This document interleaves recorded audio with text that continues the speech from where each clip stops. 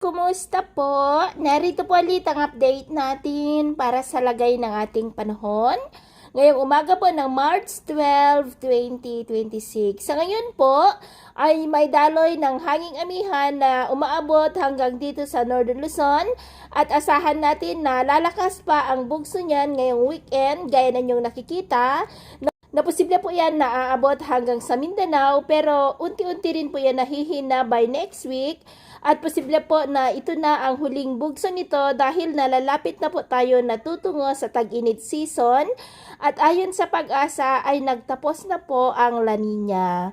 Samantala po sa labas ng ating area of responsibility ay nananatili pa rin na may isang bagyo na tinawag po na Nuri pero hindi na po yan banta pa sa ating bansa dahil kikilos na po yan paliko, papalayo na po. At ito naman po ang pinapakita ng forecast model natin pong ginagamit hanggang po sa susunod na 2 linggo. At sa lagay ng ating panahon, ngayong madaling araw ay maayos naman ang panahon sa malaking bahagi ng bansa.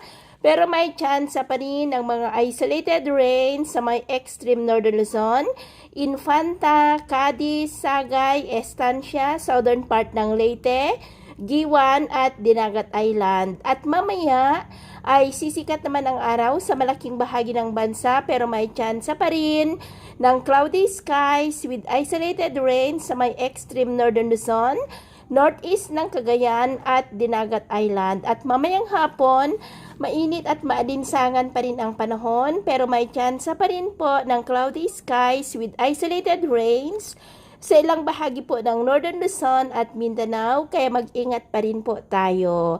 At sa atin naman po mga baybayin, maalon po ngayon sa silangang baybayin ng ating bansa na ang mga alon po ay posibleng aabot hanggang sa 2.2 to 3 meters height kaya hanggat maari ay iwasan na po muna natin ang papalaot dyan sa mga may kulay pula para po mas makaiwas sa mga sakunang pangkaragatan.